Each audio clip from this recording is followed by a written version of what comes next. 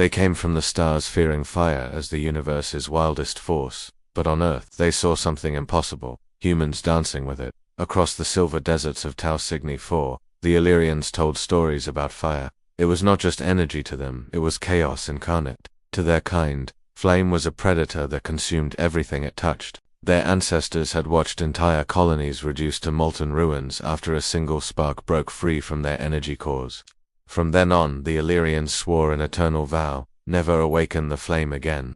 Their technology was luminous but cold, fusion sealed in containment spheres, plasma hidden behind magnetic walls. They had mastered stars but never warmth. Their cities glowed in sterile blues, silent, eternal, lifeless.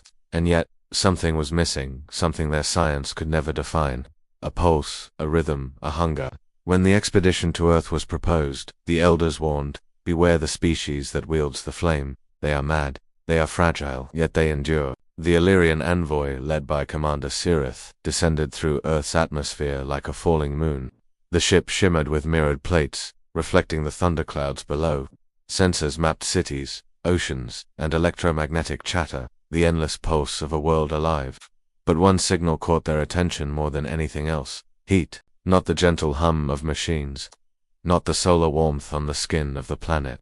No, something primal, flickering, rhythmic.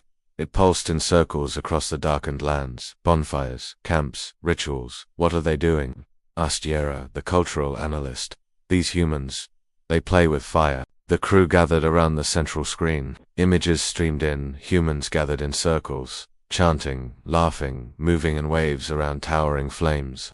Sparks rose like stars into the night sky. Shadows twisted and stretched, merging with light and smoke. "They're celebrating it," Sirith whispered in disbelief. "The chaos we fear, they worship it." The aliens watched in silence. To them, every ember was alive, unpredictable, dangerous. Yet these fragile carbon-based creatures treated it as art, as music, as life. They painted their bodies with ash, held torches like scepters, and moved with the rhythm of the burning world. There was no containment, no control, only trust. Sirith couldn't look away. "They are not afraid," he murmured. "They befriend the flame." On Tau Cygni IV, such a thing would be heresy, madness that would invite annihilation. But here, on this wild blue planet, chaos had become creation. Later that night, the humans began a ritual unlike anything in Illyrian history. The drums thundered. Fire breathers exhaled liquid flame into the air. Dancers spun torches in spirals of gold and crimson. The night pulsed like the heart of a living star. And as Sirith watched, something ancient stirred within him, a memory buried deep within Illyrian evolution, a yearning for warmth. For the first time in centuries, an Illyrian reached out his gloved hand toward an open flame. It did not destroy him, it danced.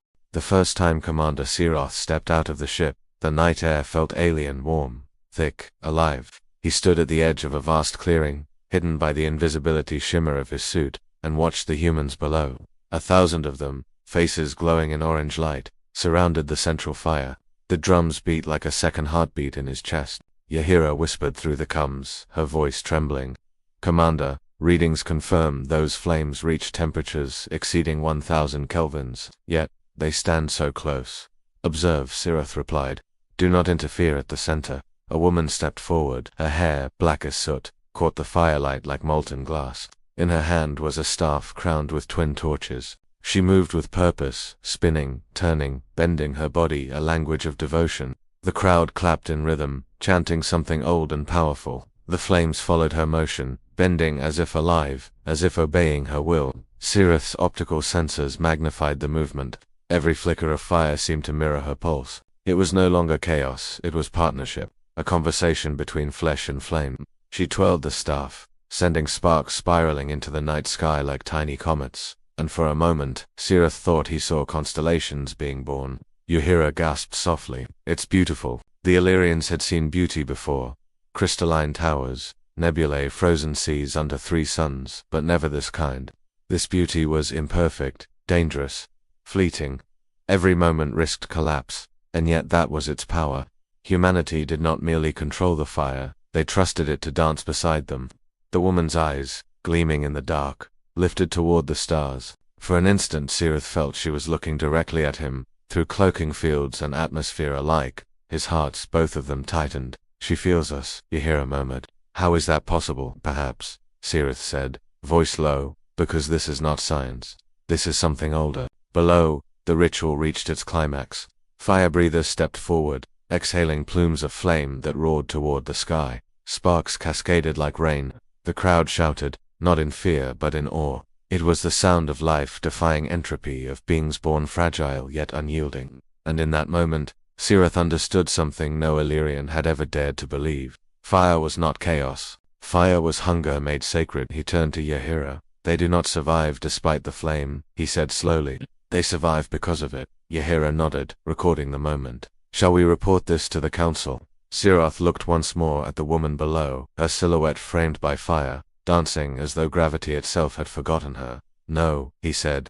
Not yet. The council would call this madness, but I think it's revelation. He watched until dawn painted the horizon in smoke and rose-gold light. For the first time, he envied a species bound by mortality yet blessed with wonder. When the last ember died, Sirith whispered to the ashes, "You have tamed what we feared most." And from the shadows, the humans sang softly a song to the dying fire, thanking it for warmth, for light, for life. For 3 nights, the Illyrians observed from the edge of human gatherings, hidden behind their shimmering cloaks, invisible to all but the wind.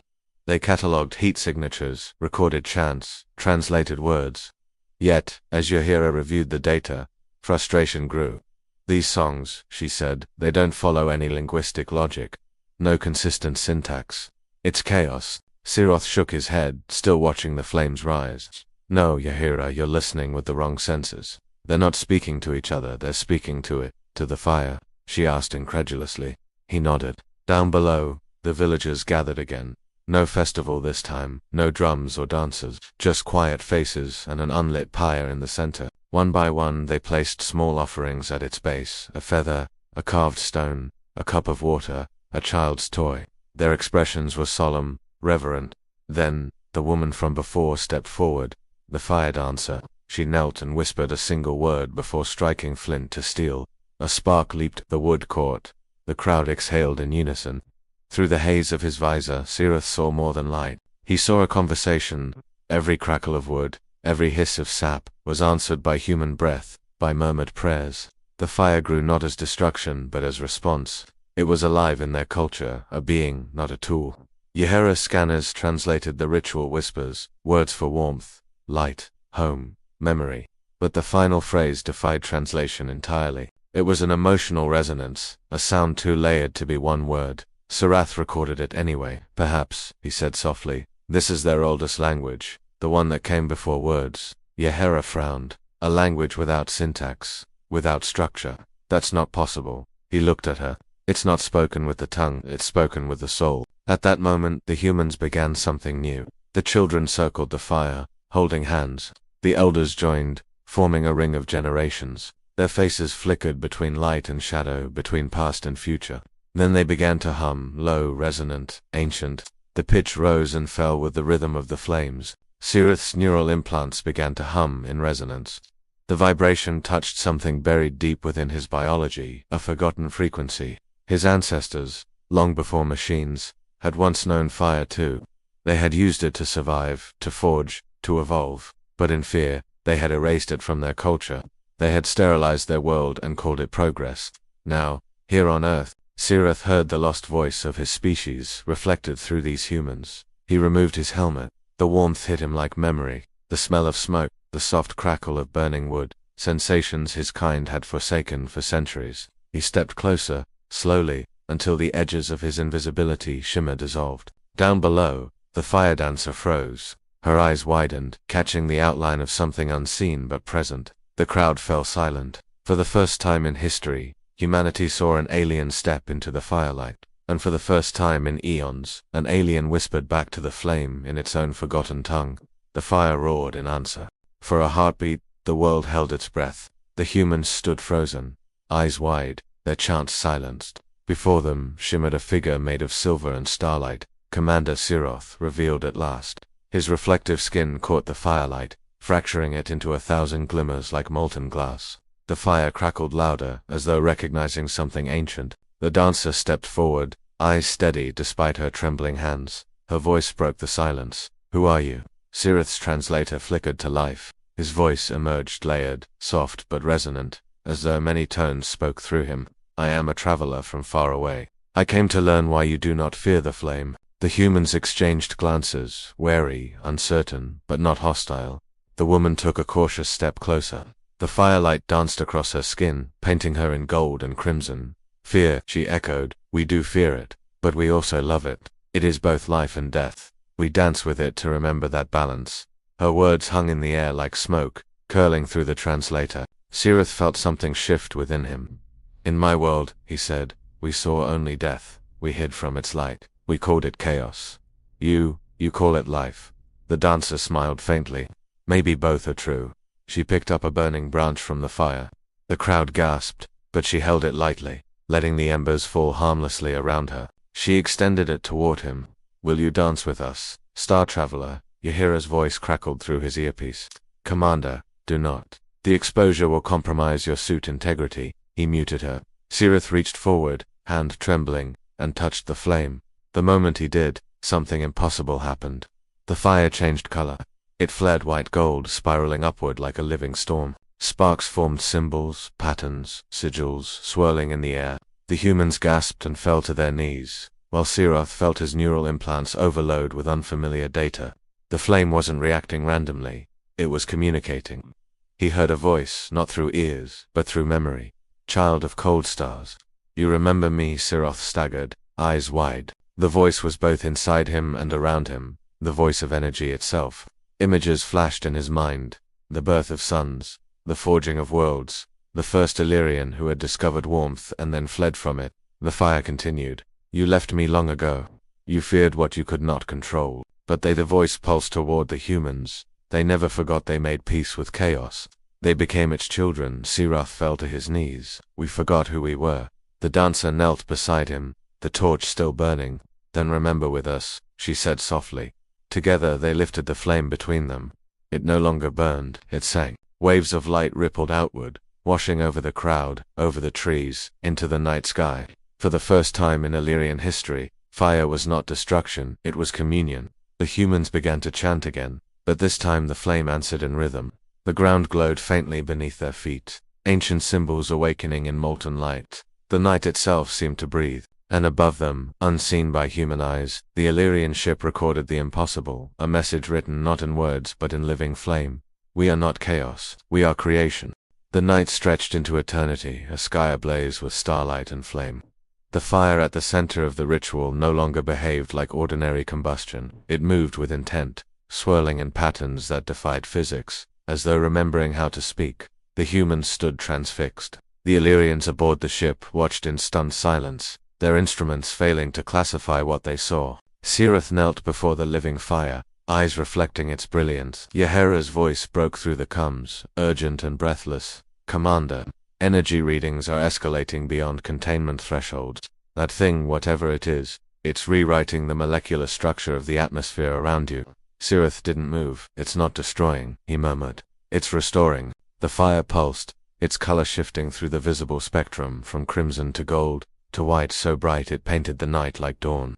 In its heart, Sirith saw visions not just of Earth, but of worlds long dead, planets consumed by fear, by the attempt to tame chaos until nothing living remained.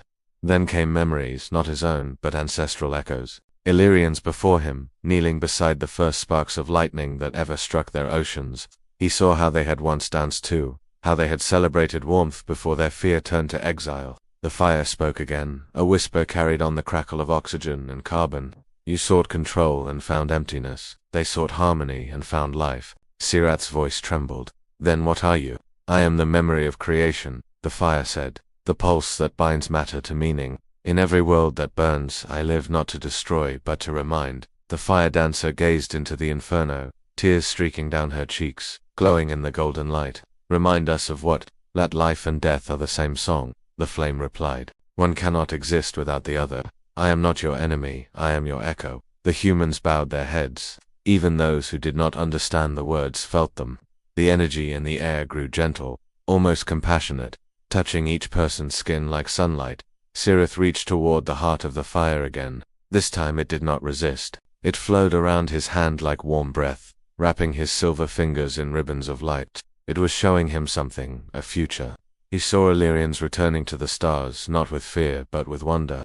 He saw worlds lit not by artificial glow, but by living flame. He saw unity between two species, human and Illyrian, rekindling what the cosmos had forgotten. Behind him, Ymhera appeared, breaking through the shimmer of her invisibility field. Her eyes were wet with light. "Commander," she whispered. "It's beautiful." Siroth turned to her.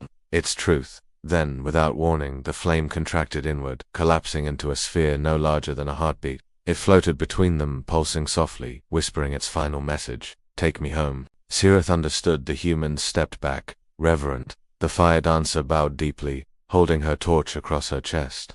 "Then carry our warmth with you, star traveler," she said. "And do not let your people forget again." Siroth nodded. The small sphere of living fire drifted toward him, hovering above his palms like a newborn star. For the first time in generations, an Illyrian carried fire without fear. The ship ascended through the atmosphere in silence, a streak of silver against the paling dawn. Below, the human village grew smaller, the last curls of smoke rising like farewell gestures. Inside the command chamber, Siroth stood before a containment cradle where the living sphere of flame hovered, calm, pulsing, alive. No alarms blared, no systems failed. The fire did not consume, it breathed. Its light filled the cabin with warmth, unlike any artificial illumination the Illyrians had ever known. It flickered in rhythm with their twin heartbeats. Ymhera approached cautiously, her hands clasped before her. "Commander, what if the Council sees this as heresy?" Siroth turned toward her, his eyes glowing faintly in the reflection. "Then we'll show them the truth. The flame is not chaos, it is consciousness. It remembered us even after we forgot it." He looked once more at the sphere. It shifted colors as if responding to emotion. Gold when he spoke, azure when silent. Through the hull windows, Earth's curve shimmered with sunrise. The crew gathered in awe, none spoke. For the first time in Illyrian memory, warmth filled a starship not from machines, but from something alive. The flame's voice, no longer thunder, but whisper, resonated through their minds. "I am home, but I am not yet free." "What do you mean?" Siroth asked softly. "Your world sleeps in cold perfection," it said, "but the stars long for imperfection, for the music of creation. Bring me there. Let me awaken the heart your people buried." Siroth looked out at the endless dark, feeling the weight of centuries pressing on his shoulders. His ancestors had fled from this very light, sealing it away behind fear and logic. But now, he carried it back. He nodded. "Set course for Tau Cygni for..." The crew obeyed without hesitation. As the engines flared, the flame expanded briefly, casting radiant shadows across the bridge. Every reflection in the metal came alive, rippling with faint echoes of human laughter, the sound of drums, the warmth of celebration. Hours passed in silence as the stars wheeled around them. The ship pierced the void, and for the first time Siroth realized how empty the universe had always felt, and how small that emptiness became beside the warmth of one fire. When they reached orbit of Tau Cygni for the sight of their homeworld filled the viewport, a marble of silver clouds and glacial oceans. Lifeless beauty. Frozen eternity. The Council awaited transmission. Siroth opened the channel. "Commander," a cold voice intoned. "We see unauthorized biological energy readings aboard your vessel." Explained Siroth. Looked down at the flame which floated forward as if volunteering itself. He smiled faintly. "My explanation," he said, "is light." He released the containment field. The sphere drifted gently toward the viewport, then through it, phasing as if matter itself welcomed it home. It descended toward the planet's surface, a comet of living fire. The council chambers below erupted in confusion as the glow spread, not destruction, but warmth. Every sterile city began to shimmer with color. Frosted towers dripped like ice under spring sun. The Illyrians stepped out of their homes, gazing upward as dawn touched their world for the first time in centuries. And in the center of their capital, the flame unfurled, not to burn, but to bloom. Flowers of fire spread across the horizon, each petal singing with memory of humans dancing, of laughter beside warmth, of chaos turned to beauty. Siroth watched from orbit, tears glinting in the glow. "They will remember," he whispered. Behind him, Ymhera smiled faintly. "You brought fire home." He nodded. "No, we brought life back to the stars." Outside, the world of Tau Cygni burned, not with destruction, but with rebirth, and somewhere within the great chorus of light, the voice of the fire spoke one last time. "Now the universe can dream again."